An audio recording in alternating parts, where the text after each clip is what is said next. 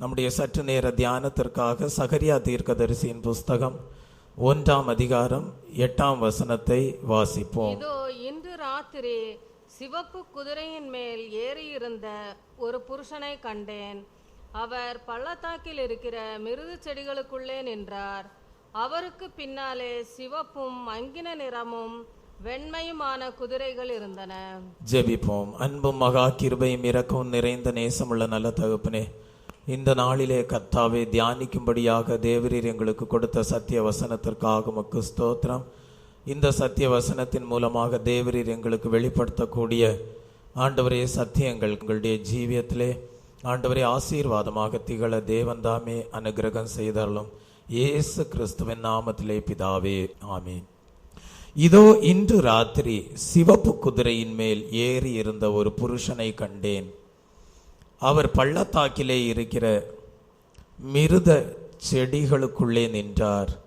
அவருக்கு பின்னாலே சிவப்பும் மங்கின நிறமுள்ள வெண்மையான குதிரைகள் இருந்தன. கர்த்தருடைய நாமத்திற்கு மகிமை உண்டாவதாக. இந்த தரிசனங்கள் எழுத்தின் பிரகாரமாக யூதரை குறித்ததான தரிசனங்களாக காணப்படுகிறது. எழுத்தின் பிரகாரமாக இது யூதரை குறித்த தரிசனங்களாக காணப்பட்டாலும் இது புதிய ஏற்பாட்டு சபைக்கு சம்பந்தப்பட்ட தரிசனமாகவே காணப்படுகிறது. சபைக்கு மாத்திரமல்ல, எல்லா மனுஷருக்கும் தெய்வ பிள்ளையே ஒரு எச்சரிப்பாக, அவர்கள் தேவனுடைய எச்சரிப்பின் வார்த்தையாக அதை ஆராய்ந்து பார்க்கக்கூடிய ஒரு தரிசனமாக காணப்படுகிறது. அநேகர் கேட்பதுண்டு, யூதருடைய தரிசனத்தை நாம் ஏன் படிக்க வேண்டும் என்று. தெய்வ பிள்ளையே, யூதரை பற்றி எழுத்தின் பிரகாரமாக தரிசனமாக அது சொல்லப்பட்டாலும் புதிய ஏற்பாட்டின் காலத்திலே கர்த்தர் எழுப்பி வருகிற ஆலயத்திற்கும் இது உகந்ததாக காணப்படுகிறது.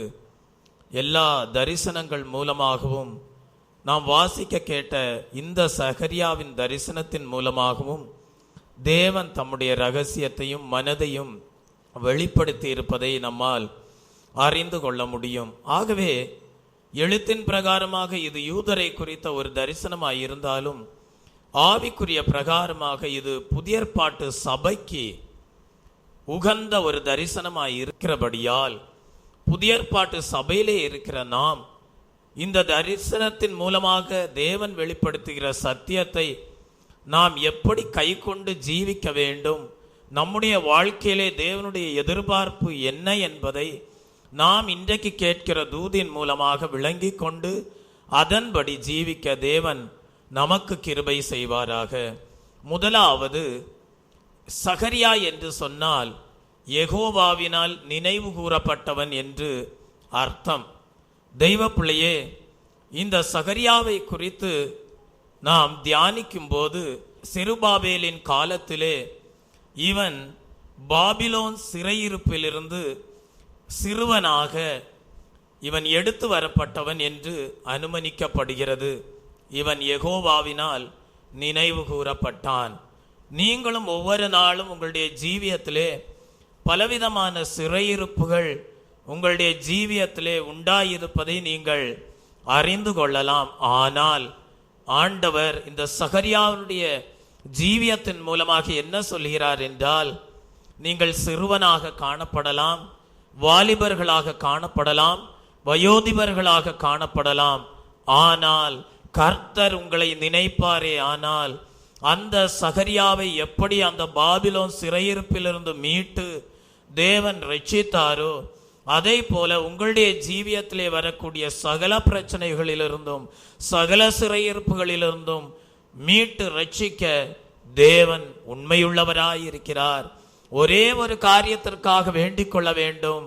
ஆண்டவரே, அன்றைக்கு சகரியாவை தேவரீர் நினைவு கூர்ந்தீரே, அதே போல என்னுடைய வாழ்க்கையும் நீர் நினைவு கூர்ந்தால் ஆண்டவரே நான் ஆசீர்வாதமாய் இருப்பேன் என்று நீங்கள் ஆண்டவரை நோக்கி விண்ணப்பம் பண்ணினால், சகரியாவை மீட்ட தேவன் உங்களையும் உங்களுடைய வாழ்க்கையில இருக்கிற சகல பிரச்சனைகளிலிருந்து மீட்டு ரட்சிக்க உண்மை உள்ளவராகவும் வல்லமை உள்ளவராகவும் இருக்கிறார்.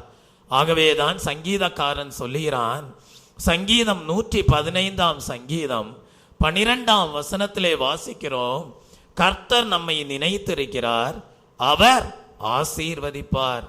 1000 மனிதர் நம்மை நினைத்தாலும் ஆண்டவர் நம்மை நினைக்காவிட்டால் நாம் ஆசீர்வதிக்கப்பட முடியாது தெய்வ பிள்ளையே.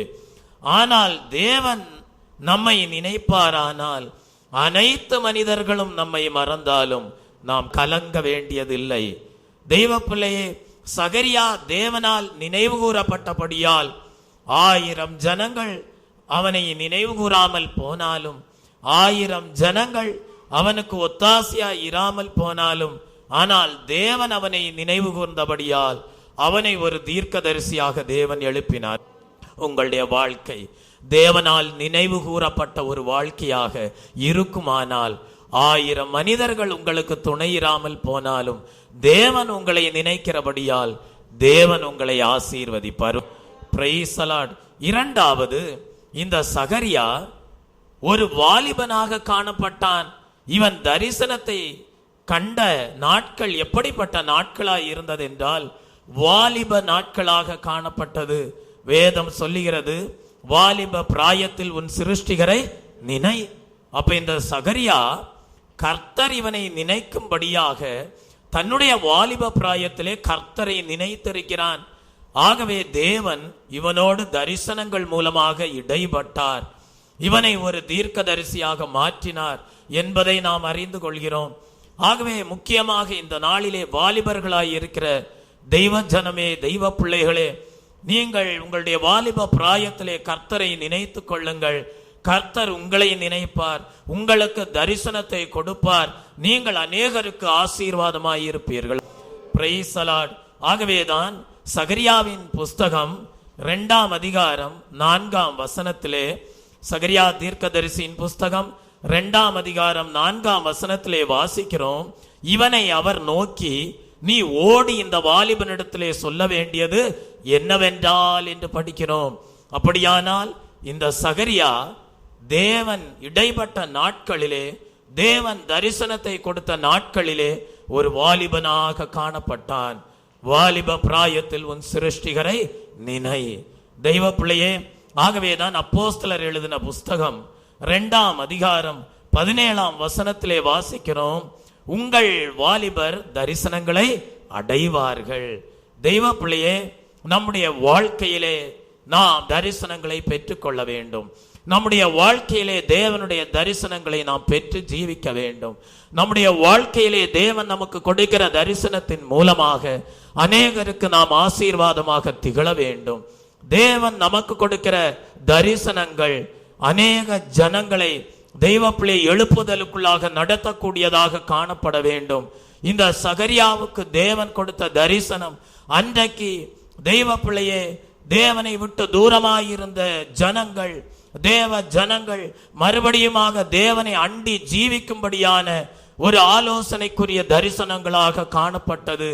தேவ ஜனங்களை பலப்படுத்தக்கூடிய தரிசனங்களாக காணப்பட்டது. இந்நாட்களிலே நீங்களும் வேண்டிக் கொள்ளுங்கள், ஆண்டவரே என்னை நினைத்தருளும், நான் உண்மையே நினைத்து வாழ்கிறேன் என்று நீங்கள் ஆண்டவருடைய பாதத்திலே காத்திருப்பீர்களானால் நிச்சயமாகவே உங்களுக்கும் தேவன் தரிசனங்களை கொடுத்து அநேக தேவ ஜனங்கள், தேவனை விட்டு தூரமாயிருக்கிற தேவ ஜனங்கள் தேவனை அண்டிக் கொள்ள தேவன் உங்களை பலப்படுத்தக்கூடியவராக இருப்பார்.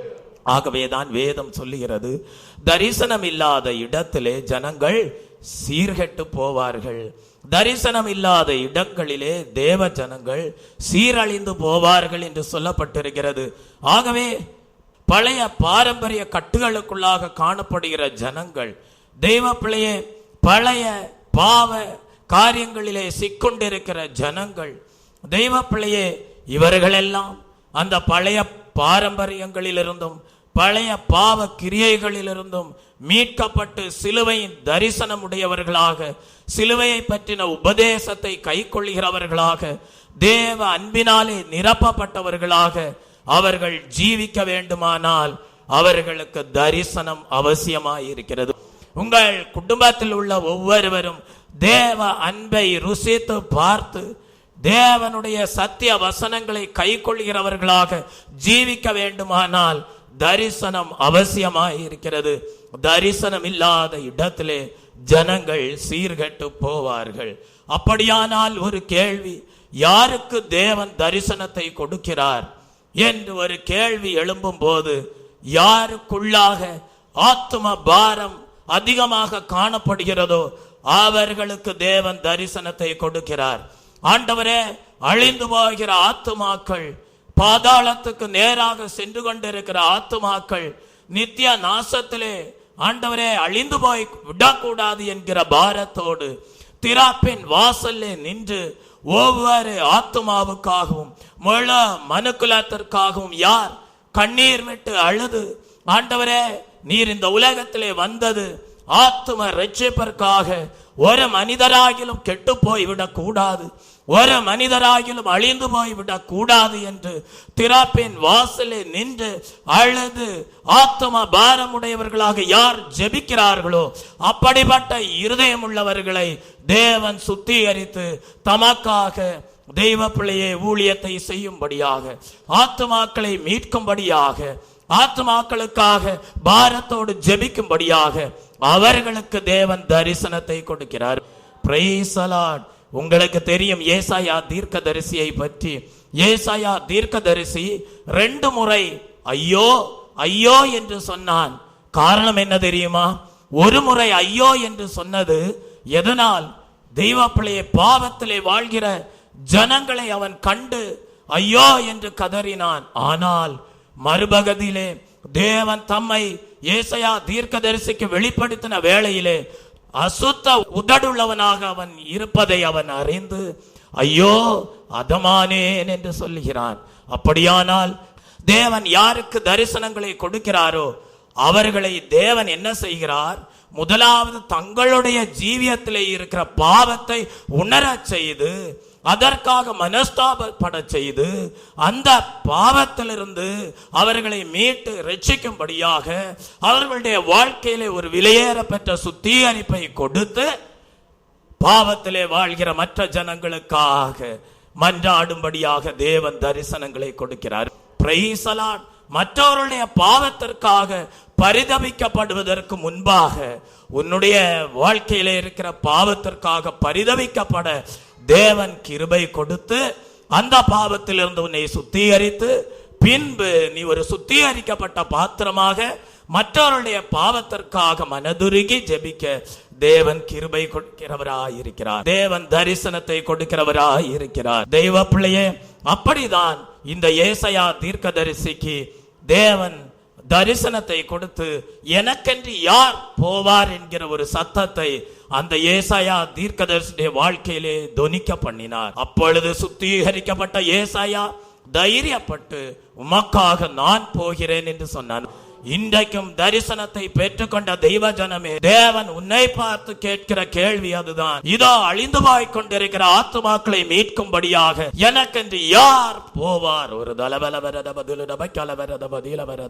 அப்படிப்பட்ட ஆத்மபாரமுடையவர்களுக்கு தேவன் தரிசனத்தை கொடுக்க உண்மையுள்ளவராய் இருக்கிறார். சகரியா தீர்க்கதரிசி 8 தரிசனங்களை கண்டான். அதிலே நாம் வாசிக்க கேட்ட வசனத்திலே அவன் கண்ட முதலாம் தரிசனம் சொல்லப்பட்டிருக்கிறது. அவன் கண்ட முதலாம் தரிசனம் என்ன?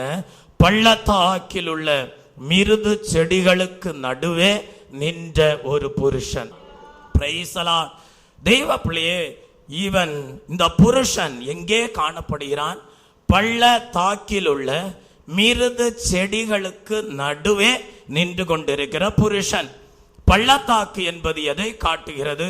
தெய்வ பிள்ளையே, எழுத்தின் பிரகாரமாக இஸ்ரவேலருடைய தாழ்ந்த நிலவரத்தை காட்டக்கூடியதாக இருக்கிறது. ஆலயம் இல்லாமல், ஆசாரியன் இல்லாமல், பிரமாணங்கள் இல்லாமல் தாழ்த்தப்பட்டவர்களாக இருந்தார்கள். அந்த தாழ்மையிலே அவர்களை தேவன் நினைத்து அவர்கள் நடுவே வந்தார். தெய்வ பிள்ளையே, ஆவிக்குரிய பிரகாரமாக இதை தியானிப்போமே ஆனால் முற்காலங்களிலே நீங்களும் நானும் ஆலயத்தை குறித்த வாஞ்சை இல்லாதவர்களாக, தேவனை அறியாதவர்களாக, பிரமாணங்கள் இல்லாதவர்களாக, நம்முடைய வாழ்க்கையிலே ஆசாரியர்கள் இல்லாமல் நாம் எப்படி காணப்பட்டோம் என்றால் தேவன் இல்லாதவர்களாக ஜீவித்து வந்தோம். ஆனால் நம்முடைய வாழ்க்கையிலே தேவன் தம்மை வெளிப்படுத்த சித்தமுள்ளவராய் இருந்த வேளையிலே தேவன் நம்முடைய கண்களை பிரகாசமாக்கி அவரை அண்டிக் கொள்ளும்படியாக கிருபை செய்தார். நாம் எப்படி அவரை அண்டிக் கொண்டோம் என்றால், தெய்வ பிள்ளையே, பள்ளத்தாக்கிலே மிருது செடிகளுக்கு நடுவே எப்படி அந்த தெய்வ பிள்ளையே புருஷன் வந்து நின்றானோ அதை போல தாழ்த்தப்பட்டிருந்த நம்முடைய வாழ்க்கையிலே கிறிஸ்து வந்து நின்றார். நம்முடைய தாழ்விலே நம்மை நினைத்தவரை துதியுங்கள், அவர் கிருபை என்றும் உள்ளது. ரட்சிப்பில்லாமல் அவிசுவாசத்தோடு ஆலயத்தின் பிரமாணங்களை அறியாதவர்களாக, தேவனை பற்றி அறியாதவர்களாக, தெய்வ பிள்ளையே தேவனுடைய ஆசாரியர்களோடு ஐக்கியம் இல்லாதவர்களாக ஜீவித்து வந்த நாட்களிலே இதுவே வழி, இதுவே சத்தியம், இதுவே ஜீவன் என்று இதோ நமக்கு அறிவித்து நமக்கு ரட்சிப்பை கொடுத்து தாழ்ந்த பள்ளத்தாக்கின் நிலவரத்திலே நம்மை தெய்வ பிள்ளையே நினைத்து நம்மை உயிர்ப்பிக்கும்படியாக, நம்மை உயர்த்தும்படியாக, நம்முடைய ஜீவியத்தை ஆசீர்வதிக்கும்படியாக நம் நடுவே வந்து நின்றவர் தான், நம் நடுவே வந்து நின்ற புருஷன் தான் ஆண்டவராகிய இயேசு கிறிஸ்து. Praise the Lord. ஆகவேதான் தெய்வ பிள்ளையே, நம்முடைய வாழ்க்கையிலே மாறா போன்ற கசப்பான அனுபவங்களை எல்லாம் தேவன் இனிமையாக மாற்றினார். தெய்வ பிள்ளையே, இந்த வனாந்திர யாத்திரையிலே யார் என்னை நினைப்பார், யார் என்னை தூக்கி எடுப்பார், யார் என்னுடைய கவலைகளை நீக்குவார், யார் என்னுடைய கண்ணீரை துடைப்பார், என்னுடைய வேதனைகள் எப்பொழுது நீங்கும், என்னுடைய துக்கம் எப்பொழுது சந்தோஷமாய் மாறும் என்கிற ஒரு தாழ்த்தப்பட்ட நிலவரத்திலே பள்ளத்தாக்கிலே நின்று அங்கலாய்த்து கொண்டிருந்த வேளையிலே தான் தெய்வ பிள்ளையே சமாதானத்தை கொடுக்கும்படியாக, சந்தோஷத்தை கொடுக்கும்படியாக, நித்திய ஜீவனை கொடுக்கும்படியாக, பரலோகத்தை கொடுக்கும்படியாக, உன்னை ஆசீர்வதிக்கும்படியாக, உன்னை உயர்த்தும்படியாக, உன்னுடைய பள்ளத்தாக்கை போன்ற தாழ்ந்த நிலவரத்திலே உனக்கு உதவி செய்யும்படியாக வந்து நின்ற புருஷன்தான் ஆண்டவராகிய இயேசு கிறிஸ்து. மணவாட்டியாம் சபையே, மணவாளனாகிய இயேசு கிறிஸ்துவுக்கு ஆயத்தமாக்கப்பட்டு கொண்டிருக்கிற தெய்வ சபையே, உன் மத்தியிலே இன்றைக்கும் தேவன் நின்று கொண்டிருக்கிறார். Praise the Lord. இரண்டாவது, இந்த பள்ளத்தாக்கு என்று சொல்வது எதை காட்டுகிறது என்றால், ஒரு மனிதனுடைய இருதயம் தேவனுக்கு முன்பாக தாழ்மையுள்ளதாக இருக்க வேண்டும் என்பதை காட்டுகிறது தெய்வ பிள்ளையே. சங்கீதம் 138 சங்கீதம் 6 வசனத்தை வாசிக்கும் போது, கர்த்தர் உயர்ந்தவராயிருந்தும் தாழ்மையுள்ளவனை நோக்கி பார்க்கிறார், மேட்டிமையானவனையோ தூரத்திலிருந்து அறிகிறார். அப்ப கர்த்தர் உயர்ந்தவர் தான், கர்த்தர் உன்னதத்திலே இருப்பவர் தான். ஆனால் யாருடைய இருதயம் தாழ்மையுள்ளதாய் இருக்கிறதோ அவர்களை தேவன் என்ன செய்கிறாராம்? நோக்கி பார்க்கிறார். ஆகவேதான் வேதம் சொல்லுகிறது, மனுஷன் முகத்தை பார்ப்பான், ஆனால் கர்த்தரோ இருதயத்தை காண்கிறார். ஒவ்வொரு மனிதனுடைய இருதயமும் தேவனுடைய சத்தியத்திற்கு முன்பாக அந்த சத்தியத்திற்கு கீழ்ப்படியக்கூடிய இருதயமாய் இருக்கிறதா என்பதை தேவன் ஒவ்வொரு நாளும் நோக்கி பார்க்கிறார். இந்த உலகத்திலே அநேக ராஜாக்கள் தோன்றினார்கள் தெய்வ பிள்ளையே. அந்த அநேக ராஜாக்கள் மனுஷரால் புகழப்பட்டார்கள், மனுஷருக்கு முன்பாக தாழ்மையுள்ளவர்களாக காட்சி அளித்தார்கள். தெய்வ பிள்ளையே, மனுஷரால் அவர்கள் எல்லாரும் புகழப்பட்டாலும் அநேக ராஜாக்கள் இயேசுவை அறியாமலே, தேவனுடைய சத்தியத்தை அறியாமலே, சத்தியத்திற்கு தங்களை கீழ்ப்படுத்த கூடாதவர்களாக, சத்தியத்திற்கு தங்களை தாழ்த்த கூடாதவர்களாக மரித்தும் போனார்கள். ஆகவேதான் வேதம் சொல்லுகிறது, ஒருவன் இந்த உலகம் முழுவதையும் ஆதாயப்படுத்தினாலும் தன் ஜீவனை நஷ்டப்படுத்தினால் அவனுக்கு லாபம் என்ன?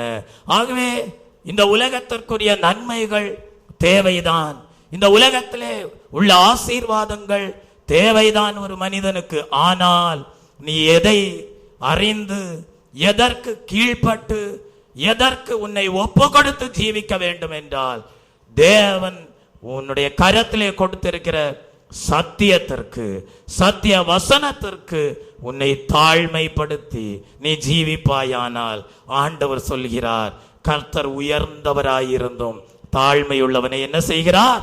நோக்கி பார்க்கிறார். யோசித்தேன், கர்த்தர் பெருமையுள்ளோருக்கு எதிர்த்து நிற்கிறார் என்று சொல்லப்பட்டிருக்கிறது. யார் பெருமையுள்ளவர்கள் என்று நான் தியானித்த வேளையிலே அதிலே ஒரு சத்தியம் காணப்படுகிறது. ஒரு வெளிப்படுத்தல் என்னவென்றால், இந்த வேத புஸ்தகத்தில் உள்ள சத்திய வசனத்திற்கு யார் தங்களை தாழ்த்தவில்லையோ, யார் தங்களுடைய ஜீவியத்திலே இந்த சத்திய வசனத்திற்கு ஒப்பு கொடுக்கவில்லையோ, அவர்கள் தேவனுடைய பார்வையிலே பெருமையுள்ளவர்களாக காணப்படுகிறார்கள். அவர்களுக்கு தேவன் என்ன செய்கிறாராம்?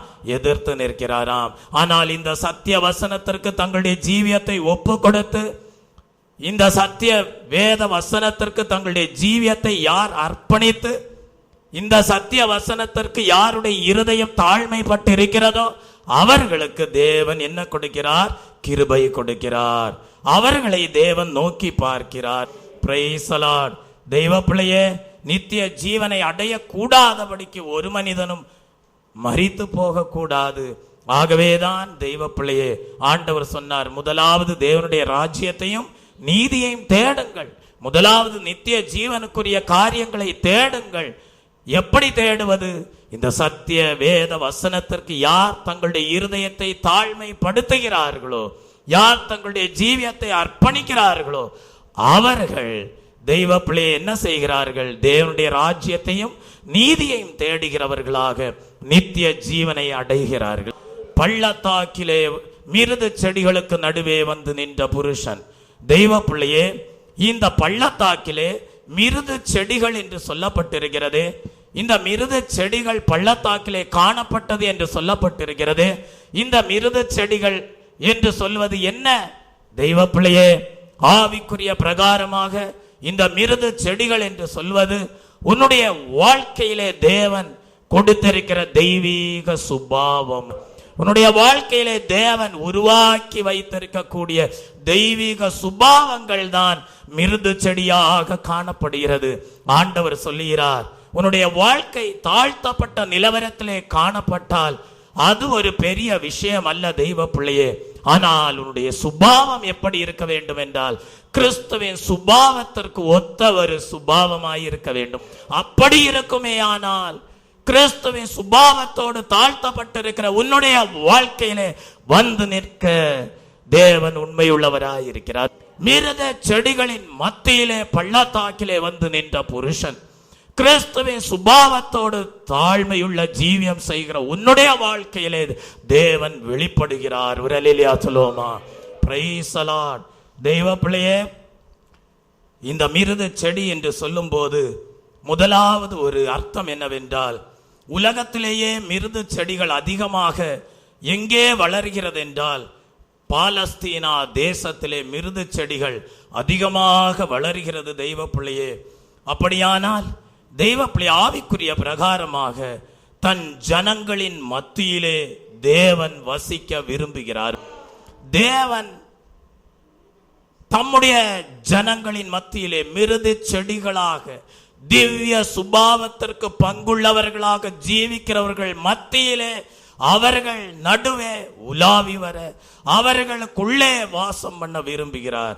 ஆகவேதான் ஆண்டவர் சொன்னார், நான் அவர்களுக்கு உள்ளே வாசம் பண்ணுவேன், நான் அவர்கள் நடுவே வாசம் பண்ணி அவர்களுக்குள்ளே உலாவி அவர்கள் தேவனாயிருப்பேன், அவர்கள் என் ஜனமாயிருப்பார்கள். Praise the Lord. நீங்கள் ஒரு மிருது செடிகளாயிருப்பீர்களானால், நீங்கள் கிறிஸ்துவின் சுபாவம் உடையவர்களாய் இருப்பீர்களானால் உங்கள் நடுவே தேவன் வாசம் பண்ண விரும்புகிறார். நீங்கள் கிறிஸ்துவின் சுபாவம் உடைய மிருது செடிகளாய் இருப்பீர்களானால் உங்களுக்குள்ளே அவர் வாசம் பண்ண விரும்புகிறார், உங்கள் மத்தியிலே உலாவி வர விரும்புகிறார். ஆகவே இந்த நாளிலே நீங்கள் ஆண்டவருடைய சமூகத்திலே தியானம் பண்ண வேண்டிய காரியம் என்னவென்றால், ஆண்டவரே, உம்முடைய திவ்ய சுபாவத்திற்கு எங்களை பங்குள்ளவர்களாக மாற்றும், உம்முடைய திவ்ய சுபாவத்திற்கு எங்களை பங்குள்ளவர்களாக மாற்றும். இயேசுவே, நாங்கள் உம்முடைய சமூகத்திலே காத்திருக்கிறோம். மிருது செடிகளை போல திவ்ய சுபாவம் உடையவர்களாக, ஆவியின் கனிகளை உடையவர்களாக ஜீவிக்க எங்களுக்கு கிருபை தாரும் என்று நீங்கள் ஜெபிப்பீர்களானால் உங்களுடைய வாழ்க்கையிலே தேவன் அவருடைய திவ்ய சுபாவத்தை கொடுத்து ஆவியின் கனிகளாலே நிரப்பி உங்க குடும்பத்துல சமாதானம் உண்டாவதை பார்ப்பீர்கள். உங்க குடும்பத்துல புருஷன் திவ்ய சுபாவத்திற்கு பங்குள்ளவராய் இருக்கிறார் என்றால் இயேசுவின் சாயலை அவரிலே கண்டு மனைவியும் அந்த திவ்ய சுபாவத்திற்குள் வருவாள். மனைவிக்குள்ளே திவ்ய சுபாவத்தை தேவன் உருவாக்கி வருவதை புருஷன் கண்டு தன்னையும் அந்த திவ்ய சுபாவத்திற்கு ஒப்பு கொடுத்து ஆவியின் கனிகளாலே நிரப்பப்படுவான். குடும்ப வாழ்க்கை சந்தோஷமாய் இருக்கும், குடும்ப வாழ்க்கை சமாதானமாய் இருக்கும், பிள்ளைகளுடைய சந்தோஷம் பெற்றோருக்கு பெரிதாய் இருக்கும். தெய்வ பிள்ளையே, சாலோமோனை பற்றி நீங்கள் அறிந்திருக்கிறீர்கள். சாலோமோன் தேவனிடத்திலிருந்து ஞானத்தை பெற்றுக்கொண்டவன். சாலோமோனுடைய ஞானத்தை கேட்கும்படியாக திரளான ஜனங்கள் கடந்து வந்தார்கள். கடந்து வந்த ஜனங்கள் சாலோமோனுடைய ஞானத்தை கேட்டார்களே தவிர திவ்ய சுபாவத்திற்குள் வர முடியவில்லை. ஆனால் கிறிஸ்துவினிடத்திலே வந்தவர்கள் கிறிஸ்துவின் ஞானத்தை கேட்டது மாத்திரமல்ல, கிறிஸ்துவின் சுபாவத்திற்குள் வளர்ந்தார்கள். ஆகவேதான் வேதம் சொல்லுகிறது, நம்முடைய தேவன் சாலோமோனிலும் பெரியவர். சாலோமோனிடத்திலே வந்தவர்கள் சாலோமோனிடத்திலே ஞானத்தை கேட்டார்கள், திவ்ய சுபாவத்தில் வளரவில்லை. ஆனால் இயேசு கிறிஸ்துவினிடத்திலே வந்தவர்கள் இயேசு கிறிஸ்துவினிடத்திலே காணப்பட்ட ஞானத்தை அறிந்தவர்களாக மாத்திரமல்ல, இயேசு கிறிஸ்துனுடைய சுபாவத்தையும் அறிந்து இயேசு கிறிஸ்துனுடைய சுபாவத்திலே வளர்ந்து இயேசு கிறிஸ்துவை போல மாறினார்கள். அப்படியே அநேக பரிசுத்தவான்கள் நித்திய ஜீவனை சுதந்தரித்து கொண்டவர்களாக தேவ பிள்ளை நமக்கு முன்பாக விசுவாச ஓட்டத்தை ஓடி இருக்கிறார்கள். Praise the Lord. ஏசாயா தீர்க்கதரிசியின் புஸ்தகம் 55ஆம் அதிகாரம் 13ஆம் வசனத்தை வாசிக்கும் போது, முச்செடிக்கு பதிலாக தேவதாரு விருட்சம் முளைக்கும், காஞ்சொரிக்கு பதிலாக மிருது செடி எழும்பும், அது கர்த்தருக்கு கீர்த்தியாகவும் நிர்மூலமாகாத நித்திய அடையாளமாகவும் இருக்கும் என்று சொல்லப்பட்டிருக்கிறது. தெய்வ பிள்ளையே, திவ்ய சுபாவம் எங்கே இருக்கிறதோ அங்கே தேவன் காணப்படுவார். இதோ மனுஷரின் மத்தியிலே வாசம் பண்ணுகிற தேவன். தெய்வ பிள்ளையே, ஆனால் முச்செடி என்று சொல்லப்பட்டிருக்கிறது, காஞ்சொரி என்று சொல்லப்பட்டிருக்கிறது. இந்த முச்செடி காஞ்சொரி இவைகளெல்லாம் எதை வெளிப்படுத்துகிறது என்றால் துஷ்ட குணத்தையும் மாம்சீக சுபாவங்களையும் அது வெளிப்படுத்தக்கூடியதாய் இருக்கிறது.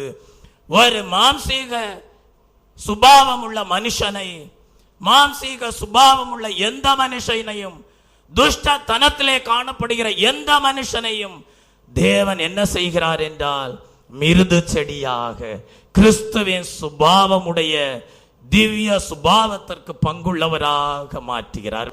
அப்படி மாற்றி என்ன சொல்கிறார்? இனி இவர்கள் என் ஜனமாய் இருப்பார்கள், நான் அவர்களுக்குள்ளே வாசம் பண்ணுவேன், நான் அவர்களுக்குள்ளே உலாவி வருவேன், அவர்கள் என்னுடைய ஆலயமாய் இருப்பார்கள். தேவனுடைய ஆலயம் பரிசுத்தமாய் இருக்கிறது, நீங்களே அந்த ஆலயம். உங்களுக்குள்ளே தேவனுடைய ஆவி வாசமாய் இருக்கிறபடியால் உங்கள் சரீரத்தினாலும் உங்கள் ஆவியினாலும் தேவனை மகிமைப்படுத்துங்கள். அப்படியானால் இந்நாட்களிலே தேவனுடைய ஆலயமாக நம்மை கட்டி எழுப்ப தேவன் வைராக்கியம் உள்ளவராய் இருக்கிறார். Praise the Lord. இந்த பகுதியிலே நாம் அடுத்ததாக அதைத்தான் வாசிக்கிறோம். இந்த மிருது செடிகளின் மத்தியிலே நின்ற புருஷன் எதன் மீது உட்கார்ந்திருந்தானாம்? சிவப்பு குதிரையின் மேல் உட்கார்ந்திருந்தான். சிவப்பு குதிரையின் மேல் உட்கார்ந்திருந்தான். சிவப்பு என்று சொல்லுவது எதை காட்டுகிறது என்றால் தேவ வைராக்கியத்தை காட்டுகிறது. தேவனுடைய மகா வைராக்கியம். தெய்வ பிள்ளையே, எதற்காக தேவன் மகா வைராக்கியத்தோடு காணப்படுகிறார்? ஏன் அவர் சிவப்பு குதிரையின் மீது காணப்படுகிறார்? தேவ பிள்ளையே, உன்னுடைய வாழ்க்கையிலே அநீதியான காரியங்களை எல்லாம் அகற்றி போட்டு உன்னுடைய வாழ்க்கையிலே தேவன் நீதியை சரி கட்டக்கூடிய தேவனாய் இருக்கிறார். ஆகவேதான் நம்முடைய தேவனுக்கு பெயர் நீதியின் தேவன். உன்னுடைய வாழ்க்கையிலே தேவன் எந்த அநீதி காணப்பட்டாலும் தேவனை அண்டிக் கொள்ளும் போது, உன் மத்தியிலே அவர் கடந்து வரும்போது சகல அநீதியான காரியங்களையும் அகற்றி போட்டு நீதியின் பாதையிலே நடத்துகிறார். நீதியின் பாதையிலே உன்னை நடத்தி தெய்வ பிள்ளையை நீதியை சரி கட்டுகிறவராய் இருக்கிறார். நாகூம் தீர்க்கதரிசியின் புஸ்தகம் 1ஆம் அதிகாரம் 2ஆம் வசனத்தை வாசிக்கும் போது நீதியை சரி கட்டுகிறதான தேவன் என்று சொல்லப்பட்டிருக்கிறது. அவர் தம்முடைய பகைஞருக்காக கோபத்தை வைக்கிறவர் என்று சொல்லப்பட்டிருக்கிறது. அப்படியானால் சிவப்பு குதிரையிலே ஏறி இருக்கக்கூடிய தேவன் எதற்காக வைராக்கியம் உள்ளவராயிருக்கிறார் என்றால் உன்னுடைய வாழ்க்கையிலே நீதியை சரி கட்டும்படியாக. அடுத்தபடியாக சகரியா தீர்க்கதரிசியின் புஸ்தகம் 1ஆம் அதிகாரம் 14ஆம் வசனத்திலே வாசிக்கிறோம். தேவன் எதற்காக வைராக்கியப்படுகிறாராம்? அப்பொழுது என்னோடு பேசின தூதன் என்னை நோக்கி, சேனைகளின் கர்த்தர் உரைக்கிறது என்னவென்றால், நான் எருசலேமுக்காகவும் சீயோனுக்காகவும் மகா வைராக்கியம் கொண்டிருக்கிறேன். தெய்வ பிள்ளையே, கர்த்தர் உரைக்கிறது என்னவென்றால், நான் எருசலேமுக்காகவும் சீயோனுக்காகவும் மகா வைராக்கியம் கொண்டிருக்கிறேன். தேவன் சிவப்பு குதிரையிலே ஏறி இருப்பது எதற்காக தெரியுமா? தெய்வ பிள்ளையே, தம்முடைய சொந்த ஜனத்திற்காக வைராக்கியம் கொள்கிறார். சியோன் என்று சொல்லும் போது ஆவிக்குரிய பிரகாரமாக தேவனுடைய ஊழியக்காரர்களுடைய ஜீவியத்தை காட்டுகிறது.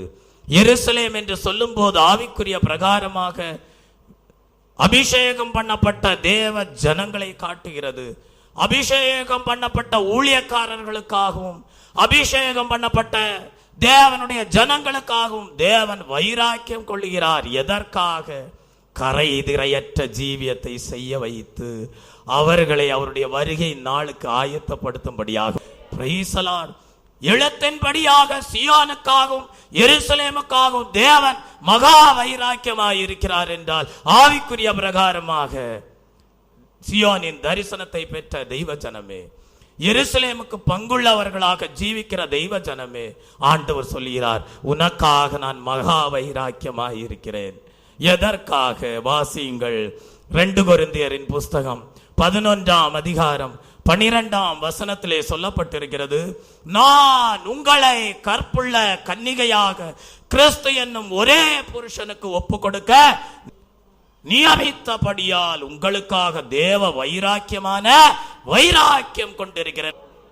கரை திரையற்ற கற்புள்ள கன்னிகையாக கிறிஸ்து என்னும் புருஷனுக்கு நியமித்து ஆண்டவருடைய வருகையிலே அவருடைய மனவாட்டியாம் சபையாக ஆயத்தப்படுத்தும்படியாக தேவன் மகா வைராக்கியம் கொண்டிருக்கிறார். Praise the Lord. தெய்வ பிள்ளையே, அது மாத்திரமல்ல, தேவன் நம்முடைய வாழ்க்கையிலே வைராக்கியம் கொள்ளும் போது நம்முடைய ஜீவியத்திலே நடக்கிற காரியம் என்ன தெரியுமா? எசேக்கியேல் தீர்க்கதரிசியின் புஸ்தகம் 39ஆம் அதிகாரம் 26ஆம் வசனத்தை வாசிக்கும் போது தேவன் நம்முடைய வாழ்க்கையை என்ன செய்கிறாராம்? அவருடைய வைராக்கியத்தின்படி சுத்திகரித்து நம்மை பரிசுத்தமாக்குகிறார். வேதம் சொல்லுகிறது, என் பரிசுத்த நாமத்திற்காக வைராக்கியமாய் இருப்பேன். பாவம் செய்கிற ஒருவனும் தேவனை காணவில்லை, பரிசுத்தம் இல்லாமல் ஒருவனும் தேவனை தரிசிப்பதில்லை. ஆகவே தேவன் உன்னுடைய வாழ்க்கைக்காக வைராக்கியம் கொள்ளும் போது, சியோனுக்காகவும் எருசலேமுக்காகவும் வைராக்கியம் கொள்ளும் போது தேவன் ஜீவியத்தை சுத்திகரித்து பரிசுத்தமாக்குகிறார். எதற்காக? நீ அவருடைய தரிசனத்தை அடையும்படியாக, நீ அநேக ஆத்துமாக்களுக்காக பாரத்தோடு திறப்பின் வாசலே நிற்கும்படியாக, நீ சத்தியத்திற்கு தூணும் ஆதாரவுமாய் இருக்கும்படியாக. தெய்வ பிள்ளையே, அடுத்தபடியாக வேதம் சொல்லுகிறது, தேவன் எதற்காக வைராக்கியப்படுகிறாராம்? நம்மை ரட்சித்து நம்மை விடுதலையாக்குகிறாராம். Praise the Lord. சுத்திகரிக்கிறார், பரிசுத்தமாக்குகிறார், ரட்சித்து விடுதலையாக்குகிறார். ஏசாயா தீர்க்கதரிசியின் புஸ்தகம் 59ஆம் அதிகாரம் 17-19 வசனங்களை வாசிக்கும் போது வைராக்கியத்தை சால்வையாக போர்த்து கொண்டார் என்று பார்க்கிறோம். எதற்காக? தெய்வ பிள்ளையே, உன்னுடைய வாழ்க்கையிலே எந்த சத்துருக்கள் காணப்பட்டாலும் அவர்களிலிருந்து உன்னை மீட்டு ரட்சிக்கும்படியாக. Praise the Lord. அப்படியானால் தெய்வ பிள்ளையே, உன்னுடைய வாழ்க்கையில என்ன பலகீனங்கள் வேண்டுமானாலும் காணப்படலாம், உன்னுடைய வாழ்க்கையில என்ன பிரச்சனைகள் வேண்டுமானாலும் காணப்படலாம், சுகவீனங்கள் காணப்படலாம். ஆனால் ஆண்டவர் சொல்லுகிறார், நான் உன்னை இரட்சிப்பதற்காக உன் மத்தியிலே உலாவி வருகிறேன். நான் உன்னை மீட்கும்படியாக உனக்கு பரிகாரியாய் இருக்கிறேன். நான் உன்னை இரட்சிப்பதற்காக தேவ வைராக்கியத்தோடு காணப்படுகிறேன் என்று சொல்லுகிறார். தெய்வ பிள்ளையே, அவருடைய வைராக்கியம் உனக்கு எதை கொண்டு வருகிறது? சமாதானத்தை கொண்டு வருகிறது. உனக்காக தேவன் வைராக்கியம் கொள்ளும் போது அது எதை கொண்டு வருகிறது என்றால், உலகம் கொடுக்க கூடாத சமாதானத்தை கொண்டு வருகிறது. தேவன் வைராக்கியம் கொண்டு உனக்கு சமாதானத்தை கொடுக்கும் போது உன்னை கலங்க பண்ணுவது யார்? தெய்வ பிள்ளையே, தேவன் உனக்காக வைராக்கியம் கொண்டு உன்னுடைய குடும்பத்திலே சந்தோஷத்தை அருளி செய்யும் போது உன்னை கலங்க செய்வது யார்? ஒரு தலபலபரதபதுலவே ஆண்டவர் சொல்லுகிறார், நான் சியோனுக்காகவும் எருசலேமுக்காகவும் மகா வைராக்கியம் கொள்கிறேன். ஒரு அல்லேலூயா சொல்லுவோமா? உனக்காகவும் எனக்காகவும் தேவன் மகா வைராக்கியம் கொள்கிறார்.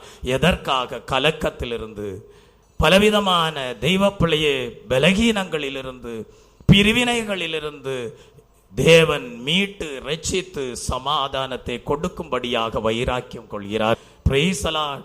அடுத்தபடியாக ஆண்டவர் வைராக்கியம் கொள்ளும் போது உங்களுடைய வாழ்க்கையில என்ன உண்டாகிறதாம்? தேவன் ஆசீர்வதிக்கிறாராம். வாசியுங்கள், யோவேலுக்கு எழுதின தீர்க்கதரிசியின் புஸ்தகம் 2ஆம் அதிகாரம் 18-26 வாசிக்கும் போது, அப்பொழுது கர்த்தர் தமது தேசத்திற்காக வைராக்கியம் கொண்டு தமது ஜனத்தை கடாட்சிப்பார். நீங்கள் சம்பூர்ணமாய் சாப்பிட்டு திருப்தி அடைந்து உங்களை அதிசயமாய் நடத்தி வந்த உங்கள் தேவனாகிய கர்த்தருடைய நாமத்தை துதிப்பீர்கள். என் ஜனங்கள் ஒருபோதும் வெட்கப்பட்டு போவதில்லை. ஒரு அல்லேலூயா சொல்லுவோமா? தேவன் தம்முடைய தேசத்திற்காக வைராக்கியம் கொண்டு ஜனங்களை ஆசீர்வதிக்கிறார். தேவனுடைய ஆசீர்வாதத்தினாலே நீங்கள் தேவனை புகழ்ந்து துதித்து பாடி, தேவன் என்னை வெட்கப்படுத்தவில்லை என்று தேவனுடைய நாம மகிமைக்கென்று ஜீவிக்கும்படியாக தேவன் தம்முடைய தேசத்தை சந்தித்து ஜனங்களை கடாட்சிக்கிறார், ஜனங்களை ஆசீர்வதிக்கிறார். தெய்வ பிள்ளையே, இதற்காக அவர் என்ன செய்கிறார்? பள்ளத்தாக்கிலே தாழ்த்தப்பட்ட நிலவரத்திலே காணப்படுகிற ஜனங்களை உயர்த்தும்படியாக சிவப்பு குதிரையின் மேல் வைராக்கியத்தோடு வந்து நிற்கிறார். இந்த நாளிலே உங்கள் மனக்கண்களுக்குள்ளாக நீங்கள் தியானித்து பாருங்கள். நாம் பள்ளத்தாக்கிலே காணப்படுகிறோம். நம் மத்தியிலே சிவப்பு குதிரையிலே ஒரு புருஷன் வந்து நிற்கிறார். மகா வைராக்கியத்தோடு வந்து நிற்கிறார். நமது ஆண்டவர் மகா வைராக்கியத்தோடு வந்து நிற்கிறார். உன்னுடைய சகல பிரச்சனைகளையும் தீர்க்கும்படியாக, உன்னுடைய வியாதிகளை பரிகரிக்கும்படியாக, குடும்பத்தில் இருக்கிற பிரிவினைகளை நீக்கும்படியாக, பாரம்பரியத்துக்குள்ளாகவும் பாவத்திற்குள்ளாகவும் கட்டப்பட்டிருக்கிறவர்களை மீட்டு ரட்சித்து சமாதானத்தை அருளும்படியாக. ஒரு அல்லேலூயா சொல்லுவோமா? Praise the Lord. தெய்வ பிள்ளையே, இந்த சிவப்பு குதிரையின் மீது ஏறி இருந்த புருஷனிடம் சகரியா இப்பொழுது ஒரு கேள்வி கேட்கிறான். சகரியா கேட்கக்கூடிய கேள்வி என்ன தெரியுமா? ஆண்டவரே, உமக்கு பக்கத்திலே குதிரைகளில் இருக்கிற தேவ புருஷர்கள் யார் என்று கேட்டான். ஒரு அல்லேலூயா சொல்லுவோமா? ஆண்டவரே, உமக்கு பக்கத்திலே குதிரைகளில் இருக்கிற தேவ புருஷர்கள் யார்? தெய்வ பிள்ளையே, அப்படியானால் சிவப்பு குதிரையிலே ஏறி இருந்த புருஷனுடைய பக்கத்திலே வேறு குதிரைகளிலே அநேக புருஷர்கள் காணப்பட்டார்கள். அப்ப சகரியா இந்த தரிசனத்தை கண்டபோது கேட்கிறான், ஆண்டவரே, நீர் சிவப்பு குதிரையிலே காணப்படுகிறீர், ஆனால் உம் பக்கத்திலே அநேக குதிரைகளிலே புருஷர்கள் காணப்படுகிறார்களே, அவர்கள் யார் என்று ஒரு கேள்வி கேட்டபோது ஆண்டவர் சொல்கிறார், பூமி எங்கும் சுற்றி பார்க்கும்படியாக நான் அனுப்புகிற என்னுடைய தூதர்கள். ஒரு அல்லேலூயா சொல்லுவோமா? பூமி எங்கும் சுற்றி பார்க்கும்படியாக நான் அனுப்புகிற என்னுடைய தூதர்கள். தெய்வ பிள்ளையே, தேவன் அவர் நம்மத்திலே வந்து நிற்பது மாத்திரமல்ல, அவரோடு தூதர்களை என்ன செய்கிறாராம்? பூமி எங்கும் சுற்றி பார்க்கும்படியாக அனுப்புகிறாராம். எதற்காக தெய்வ பிள்ளையே? இந்த தூதர்கள் என்ன செய்கிறார்கள்? பூமி எங்கும் சுற்றி பார்த்து இந்த தூதர்கள் என்ன செய்கிறார்கள்? 2 காரியங்களை செய்கிறார்கள். ஒன்று, ஒவ்வொரு மனுஷன் செய்கிற நன்மையையும் ஒவ்வொரு மனுஷன் செய்யக்கூடிய தீமையையும் அவர்கள் கண்டு அதை அறிந்து தேவனிடத்திலே சொல்லுகிறார்கள். ஒரு அல்லேலூயா சொல்லுவோமா? ஆகவேதான் நீ செய்கிற தீமை ஒருவருக்கும் தெரியாது என்று நீ எண்ண வேண்டாம். நீ செய்கிற பாவம் ஒருவரும் காணவில்லை என்று நீ எண்ண வேண்டாம். நீ செய்கிற நன்மையானாலும் நீ செய்கிற தீமையானாலும், நீ செய்கிற நீதியானாலும் நீ செய்கிற அநீதியானாலும் தேவ தூதர்கள் கண்டு கொண்டே இருக்கிறார்கள். ஒரு அல்லேலூயா சொல்லுவோமா? அதை தேவனிடத்தில் அறிவிக்கிறார்கள். இதை காணும்படியாக, இதை அறிந்து கொள்ளும்படியாக தேவன் என்ன செய்கிறார்? அநேக தூதர்களை பூமி எங்கும் சுற்றி பார்க்க அனுப்புகிறார். ஒரு அல்லேலூயா சொல்லுவோமா? எல்லா ரகசியங்களையும் நன்மை தீமையையும் இவர்கள் அறிகிறார்கள். ஒருவரும் மறைக்க முடியாதபடி தேவன் அவைகளை அறிகிறார். தெய்வ பிள்ளையே, அவர்கள் சகலத்தையும் அறிந்து கொள்கிறார்கள். ஆகவேதான் வேதம் சொல்லுகிறது, தம்மை பற்றி உத்தமமாய் நடக்கிறவர்களுக்கு தம்முடைய வல்லமையை வெளிப்படுத்தும்படிக்கு கர்த்தருடைய கண்கள் பூமி எங்கும் உலாவிக் கொண்டிருக்கிறது. ஒரு அல்லேலூயா சொல்லுவோமா? யாருக்கு வல்லமையை விளங்க செய்கிறார்? தம்மை பற்றி உத்தமமாய். கடந்த வாரத்திலே கேட்டோம் அல்லவா? 99 வயதிலே ஆபிரகாமுக்கு தேவன் என்ன சொன்னார்? எனக்கு முன்பாக நீ உத்தமனாய் நட. ஒரு அல்லேலூயா சொல்லுவோமா? அதைதான் இங்கே சொல்லுகிறார்.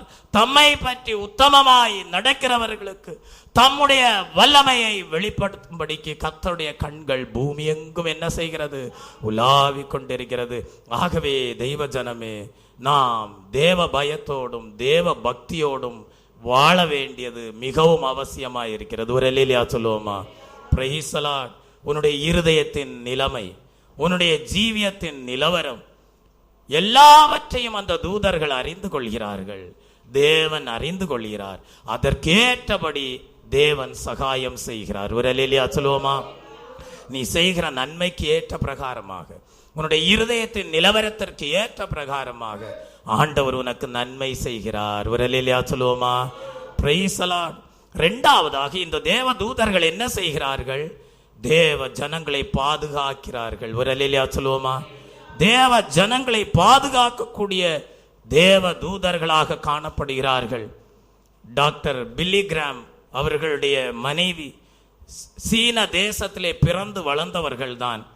அவர்கள் தன்னுடைய சிறுமை பருவத்திலே நடந்த சம்பவத்தை கூறினார்கள்.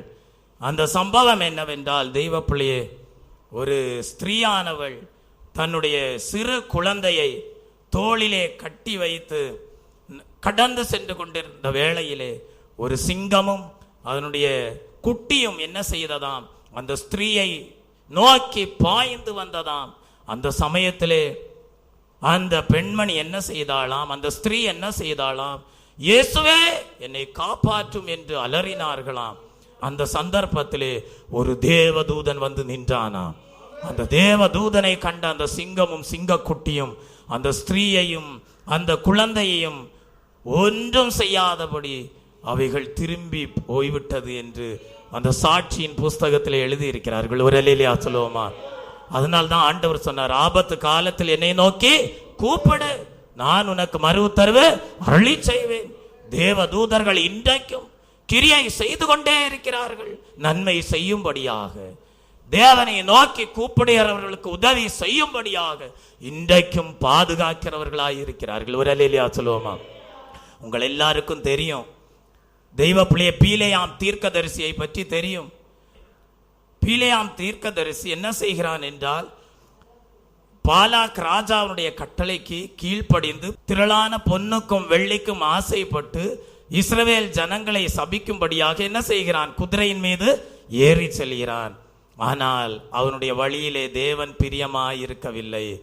அவன் கழுதையின் மீது ஏறி பிரயாணப்பட்ட வேளையிலே கழுதை ஒரு தேவதூதனை கண்டது.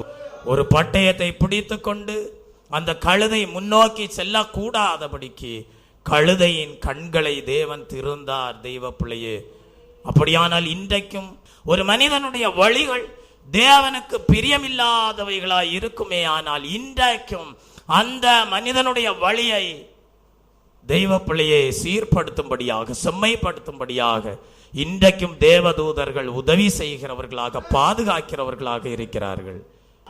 Praise the Lord. ஒரு மனிதனுடைய வழிகள் கர்த்தருக்கு பிரியமாய் இருந்தால் அவனுடைய சத்துருக்களும் அவனுக்கு சமாதானமாய் இருப்பார்கள். Praise the Lord. தேவனுடைய பிள்ளைகளுக்கு சாபத்தை கூறும்படியாக சென்ற பீலேயாமுடைய ஜீவியத்தை ஆண்டவர் நமக்கு முன்பாக வைத்து சொல்லுகிறார், உன்னுடைய வழிகள் கர்த்தருடைய வழிகளாய் இல்லை என்றால் அங்கே ஒரு தேவதூதன் வந்து நிற்பான். Praise the Lord. உன்னுடைய எல்லா சூழ்நிலைகளிலேயும் அவரை நோக்கி கூப்பிடு. Praise the Lord. சகரியாவினுடைய காலத்திலே ஜனங்களுடைய நிலைமை எப்படி இருந்தது தெரியுமா? ஜனங்கள் கர்த்தரை விட்டு வெகு தூரத்திலே காணப்பட்டார்கள், வெகு தூரத்திலே காணப்பட்டார்கள். ஆகவே அவர்களை எப்படியாவது தேவனை அண்டிக் கொள்ள செய்து அவர்களை தேவனுடைய ஆலயமாக கட்டி எழுப்பி சியோனுக்காகவும் எருசலேமுக்காகவும் வைராக்கியம் கொண்ட தேவன், தெய்வப்பிள்ளை தேவன் உலாவி வரக்கூடிய, தேவன் வாசம் பண்ணக்கூடிய தெய்வப்பிள்ளையே மிருது செடிகளை போன்ற அனுபவம் உடையவர்களாக மாற்றுவது தேவனுடைய திட்டமாக இருந்தது. முட்செடிகளை போலவும் காஞ்சொரிகளை போலவும் மாம்சீக குணமுடையவர்களாக, துஷ்ட சுபாவம் உடையவர்களாக தேவனை விட்டு தூரமாய் போய்கொண்டிருந்த ஜனங்களை மிருது செடிகளாக மாற்றி தேவன் உலாவி வரக்கூடியவர்களாக அவர்களை உயர்த்துவதுதான் தேவனுடைய திட்டமாயிருந்தது. அப்படியானால் நீங்கள் கேட்பீர்கள், எப்படி ஜனங்கள் தேவனை விட்டு தூரமாய் போனார்கள் என்று நீங்கள் கேட்பீர்கள்.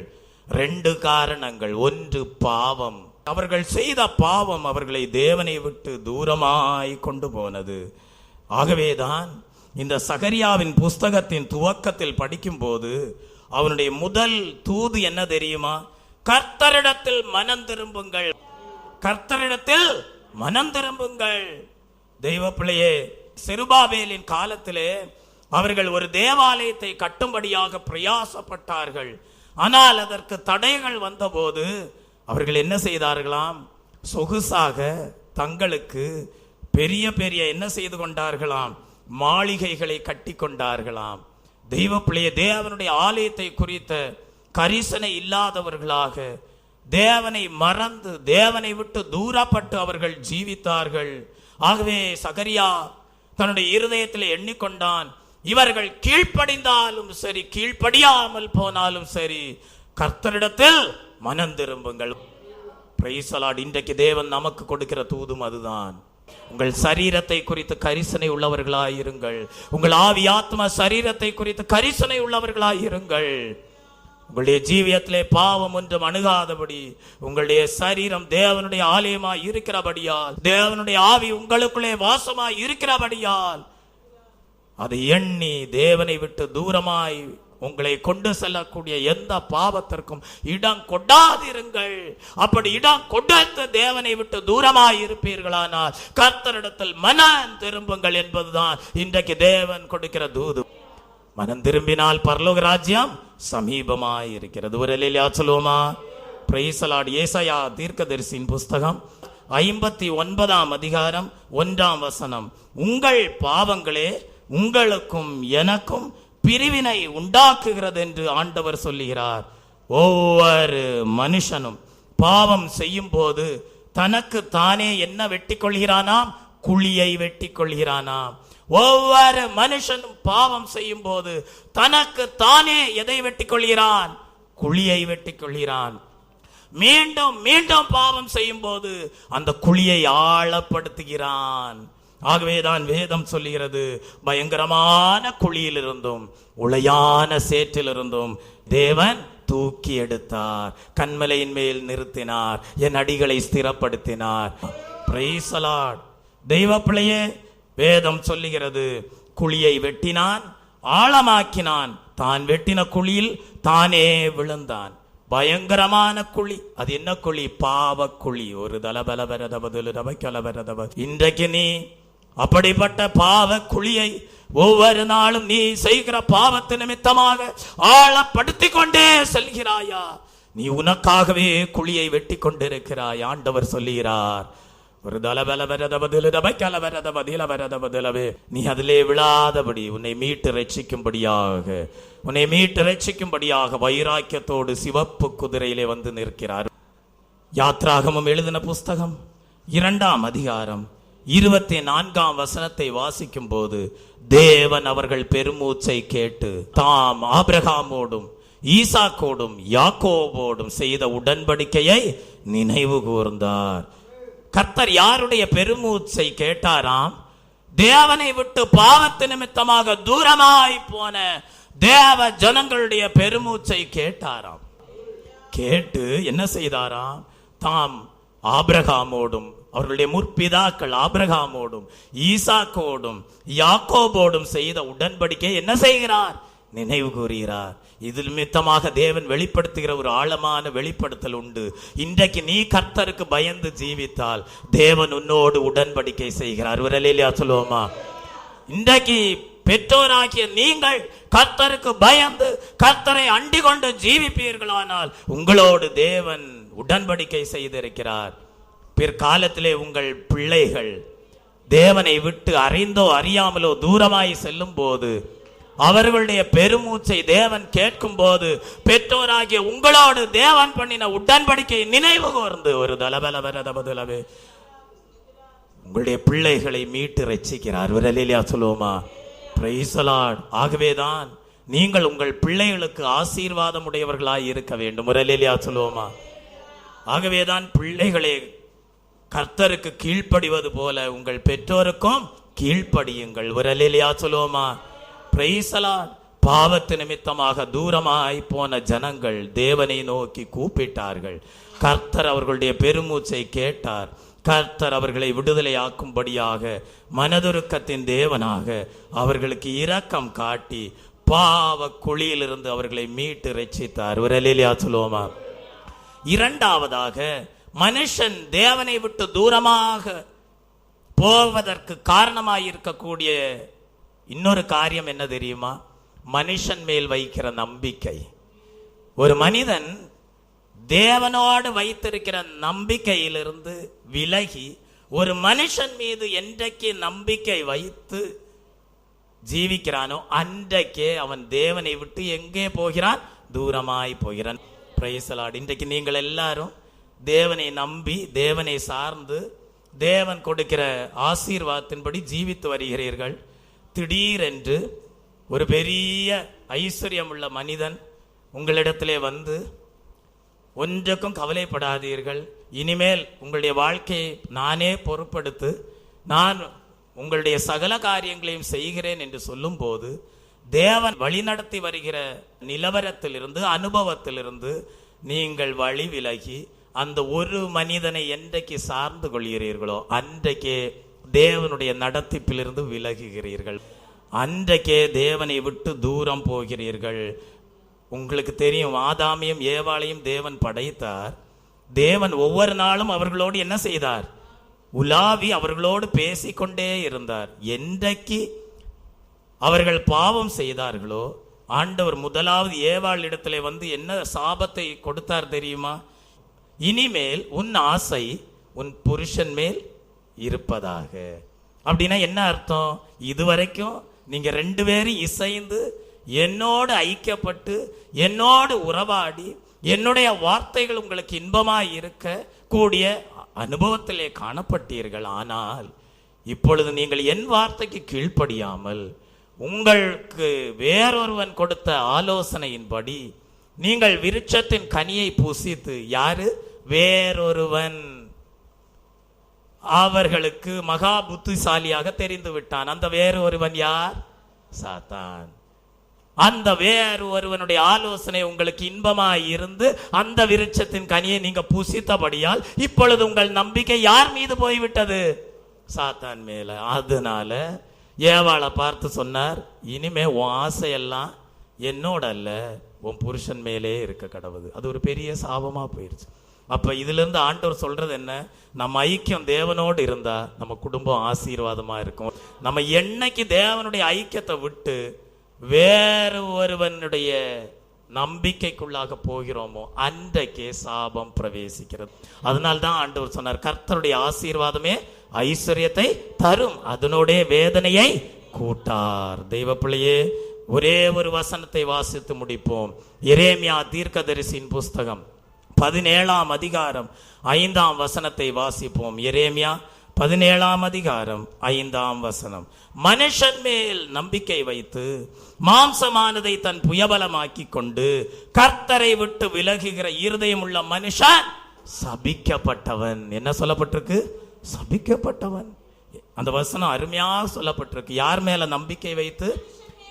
மனுஷன் மேல் நம்பிக்கை வைத்து மாம்சமானதை தன் புயபலமாக்கி கொண்டு கர்த்தரை விட்டு விலகுகிற இருதயம் உள்ள மனுஷன் சபிக்கப்பட்டவன். தெய்வ பிள்ளையே, இந்த இஸ்ரவேல் ஜனங்கள் வனாந்திரத்திலே வரும்போது தேவனிடத்திலே எப்படிப்பட்ட பிரமாணத்தை பெற்றிருந்தார்கள் தெரியுமா?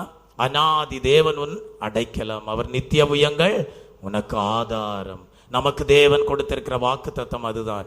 அநாதி தேவன் உனக்கு அடைக்கலம், அவர் நித்திய புயம் உனக்கு ஆதாரம். அப்படிப்பட்ட தெய்வ ஜனமே, நீ ஒரு மனுஷன் மீது உன்னுடைய நம்பிக்கையை வைத்து சாபத்தை கூட்டிக் கொள்ள வேண்டாம். உம்மை உறுதியாய் பற்றி கொண்ட மனதை உடையவன் உம்மையே நம்பி இருக்கிறபடியால் நீர் அவனை பூர்ண சமாதானத்தோடு காத்து கொள்வீர். நம்முடைய கண்களை மூடுவோம். தெய்வ பிள்ளையே, நம்முடைய ஜீவியத்திலே நாம் கர்த்தரை உறுதியாக பற்றி கொள்வோம். கர்த்தரை உறுதியாக பற்றி கொண்டு கர்த்தரை தன் நம்பிக்கையாக வைக்கிற மனுஷனுக்கு பூரண சமாதானம் உண்டு. ஆகவே இந்நாட்களிலே உங்களுடைய நம்பிக்கை, மனுஷன் மேலே வைக்கிற நம்பிக்கை, அவைகளை வீணென்று அறிந்து நீங்கள் கர்த்தர் மீது முழுமையாக நம்பிக்கை வையுங்கள். எந்த பாவத்திற்கும் இடம் கொடாத ஒரு ஜீவியம் செய்து கர்த்தரோடு உள்ள ஐக்கியத்திலே நெருங்கி ஜீவிப்பீர்களானால் ஆண்டவர் உங்களுடைய தெய்வீக சுபாவத்தை கண்டு நீங்கள் பள்ளத்தாக்கிலே நடந்தாலும் உங்கள் மத்தியிலே அவர் சிவப்பு குதிரையிலே வைராக்கியம் உள்ளவராக உங்களை ஆசீர்வதிக்கும்படியாக மிருது செடிகளாயிருக்கக்கூடிய தெய்வீக சுபாவம் நிறைந்த உங்களுடைய ஜீவியத்தின் மத்தியிலே தேவன் கடந்து வந்து உலாவி உங்களை ஆசீர்வதிக்கவே ஆசீர்வதிப்பார். கர்த்தர் சீயோனுக்காகவும் எருசலேமுக்காகவும் மகா வைராக்கியம் கொண்டிருக்கிறார்.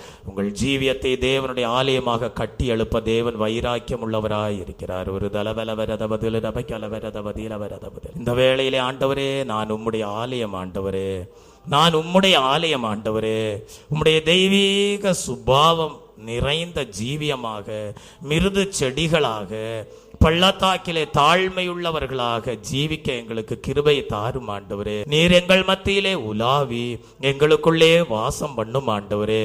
பாவமோ மனுஷரை நம்பி ஜீவிக்கிற அனுபவங்களோ எங்களை உம்மை விட்டு தூரப்படுத்தாதபடி எங்களை காத்து கொள்ளும் என்று இந்த வேளையிலே ஒப்பு கொடுப்பீர்களானால் கர்த்தர் நிச்சயமாகவே உங்களை கடாட்சிப்பார். ஒரு தலவலவரதபதில நபைக்கலவரதபதிலவரதபதிலவே சந்தலவலவரதபதில நபைக்கலவரதபதிலவரதபதி. கருமையான ஆழமான சத்தியத்தை தேவன் நமக்கு இந்த நாளிலே வெளிப்படுத்த கிருபையுள்ளவராய் இருந்ததற்காக ஸ்தோத்தரிப்போம். ஸ்தோத்ரம் ஸ்தோத்ரம். பாவமோ மனுஷர் மேல் வைக்கிற நம்பிக்கையோ தேவனை விட்டு தூரப்படுத்தாதபடிக்கு தேவன் நம்மை காக்கும்படியாக ஸ்தோத்தரிப்போம். ஸ்தோத்ரம் ஸ்தோத்ரம் ஸ்தோத்ரம். தேவனுடைய வைராக்கியத்து நிமித்தமாக தேவனுக்கு உகந்த மிருத செடிகளாக, திவ்ய சுபாவமுடைய தேவ ஆலயங்களாக, தேவனுக்கு பிரியமுள்ள ஜீவியம் செய்யும்படியாக தேவன் தொடர்ந்து நம்மை அவருடைய சித்தத்தின் பாதையிலே வழிநடத்தும்படியாக ஸ்தோத்தரிப்போம். ஸ்தோத்ரம் ஸ்தோத்ரம் ஸ்தோத்ரம். என் ஆத்மாவே கர்த்தரை ஸ்தோத்திரி, என் உள்ளமே உடைய பரிசுத்தநாமத்தை ஸ்தோத்திரி. என் ஆத்மாவே கர்த்தரை ஸ்தோத்திரி, அவர் செய்த சகல உபகாரங்களை மறவாதே. ஆமென்.